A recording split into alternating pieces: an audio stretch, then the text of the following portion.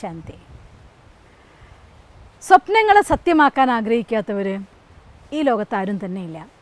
നിങ്ങൾക്കും നിങ്ങളുടെ സ്വപ്നത്തെ സത്യമാക്കാൻ വേണ്ടി, നിങ്ങളിലേക്ക് ആകർഷിക്കാൻ വേണ്ടി 4 പവർഫുള്ളായിട്ടുള്ള ടെക്നിക്കാണ് ഇന്ന് നിങ്ങൾക്ക് പറഞ്ഞു തരാൻ പോകുന്നത്.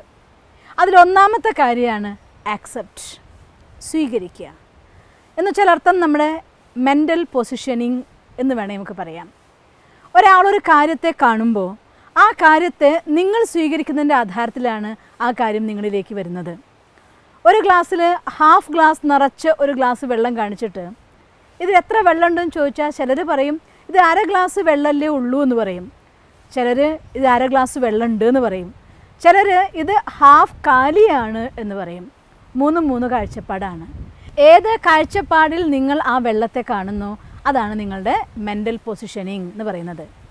ഏത് രീതിയിൽ നിങ്ങൾ കാര്യത്തെ കാണുന്നുണ്ടോ അതനുസരിച്ചുള്ള ആക്സെപ്റ്റൻസാണ് നമുക്ക് വരുന്നത്.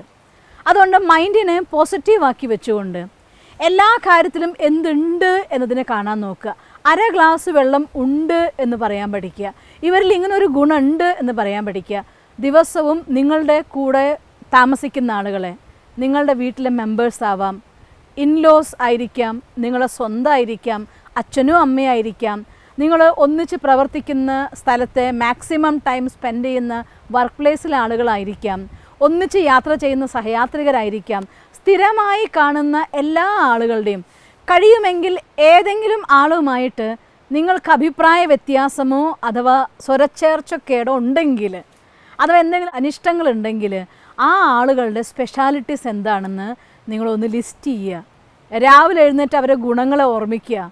രാത്രി ഉറങ്ങും മുന്നേ അവരുടെ ഗുണങ്ങളെ ഓർമ്മിക്കുക. ലാസ്റ്റ് ഓർക്കുന്നതല്ല ഞാൻ പറയുന്നത്, എന്നാലും നിങ്ങളുടെ ഫീൽഡിൽ ഇറങ്ങും മുന്നേ കുറച്ച് സമയം നമ്മൾ പ്രഭാതശീലങ്ങൾ പഠിച്ചിട്ടുണ്ടായിരുന്നില്ലേ, കുറച്ച് സമയം നമുക്ക് വേണ്ടി നമ്മൾ സ്പെൻഡ് ചെയ്യുക.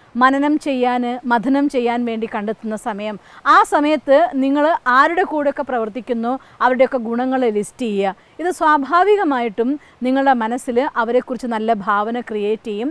നിങ്ങളുടെ മെൻ്റൽ പൊസിഷനിങ് പോസിറ്റീവ് ആവും. മൈൻഡ് സെറ്റപ്പ് എപ്പോഴും നല്ലത് കാണാനായിട്ട് പഠിക്കും. അതുകൊണ്ട് ഒന്നാമത്തെ കാര്യമാണ് നമുക്കതിനെ ആക്സെപ്റ്റ് ചെയ്യുക എന്നുള്ളത്.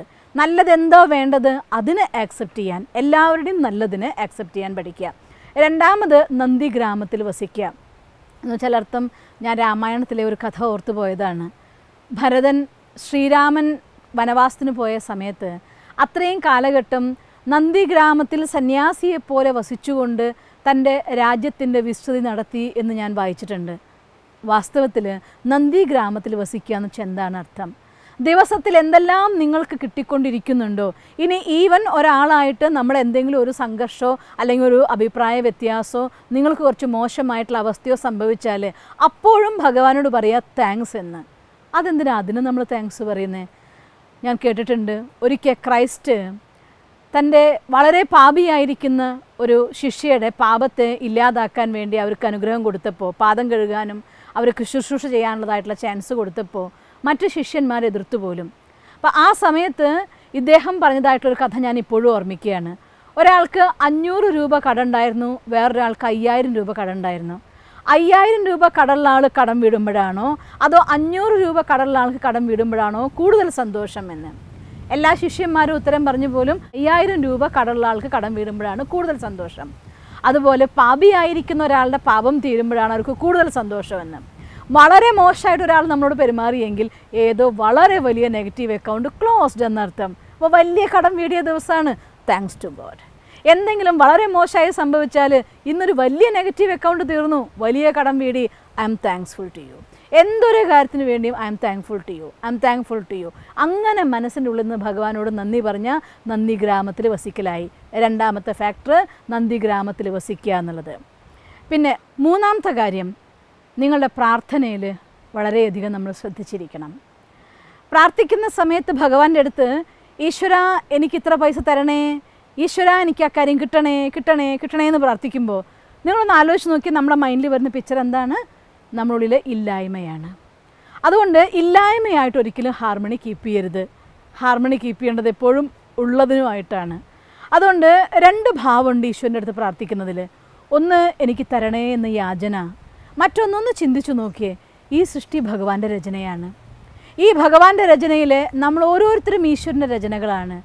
ഈശ്വരൻ ഈ സൃഷ്ടിയുടെ അധികാരിയാണെങ്കിൽ തീർച്ചയായിട്ടും ആ ഭഗവാന്റെ മക്കളായ നമ്മളും ഈ സൃഷ്ടിയിലെ സർവ്വസുഖങ്ങൾക്കും സമ്പത്തിൻ്റെയും അധികാരികൾ തന്നെയാണ്. പക്ഷെ ഞാനതാണ് എന്ന് നിങ്ങൾ തിരിച്ചറിയാത്തത് കൊണ്ടാണ് അത് നമ്മുടെ അടുത്തേക്ക് എത്താത്തത്. അതുകൊണ്ട് പവർഫുള്ളായിട്ടുള്ള തോട്ട് ക്രിയേറ്റ് ചെയ്യൂ. യെസ്, ഞാൻ മാസ്റ്റർ സ്നേഹസാഗരനാണ്, ഞാൻ മാസ്റ്റർ ശാന്തിസാഗരനാണ്, ഞാൻ മാസ്റ്റർ സർവശക്തിവാനാണ്. ഇത്തരം പവർഫുള്ളായിട്ടുള്ള തോട്ട്സ് ക്രിയേറ്റ് ചെയ്തുകൊണ്ട് ആ അവസ്ഥയിൽ ഇരുന്ന് എനിക്ക് ഇങ്ങനെ ഒരു കാര്യം വേണം എന്ന് മകൻ അച്ഛനോട് പറയും ഭാവത്തിൽ റിപ്പോർട്ട് ചെയ്യൂ. ആ കാര്യം തീർച്ചയായിട്ടും നടന്നിരിക്കും. പ്രാർത്ഥന എനിക്ക് ഇല്ലാത്തതിനെ ഓർമ്മിച്ച് നമ്മുടെ മനസ്സിൽ ആ എന്ത് മിസ്സിങ് ഫീലിംഗ് ഉണ്ടോ അത് നമ്മുടെ മനസ്സിൽ ആ ഫീലിങ്ങിനെ ക്രിയേറ്റ് ചെയ്യും. അതുകൊണ്ട് അതിന് നമ്മൾ ക്ലോസ് ചെയ്യണം. പിന്നെ നാലാമത്തെ കാര്യം, അവനവനെ ശപിക്കരുത്, അവനവന് ആശീർവാദം കൊടുക്കൂ.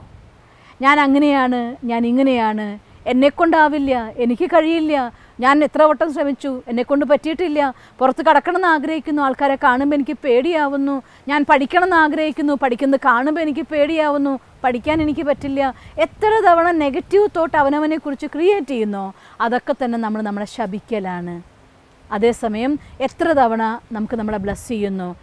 ഈ ആരുടെ മനസ്സിന് പോസിറ്റീവ് തോട്ടുണ്ടോ അവരെ കൂടെ ഭഗവാനുണ്ട്, അവരെ കൂടെ യൂണിവേഴ്സ് ഉണ്ട്, അവരുടെ കൂടെ എല്ലാവരും ഉണ്ട്.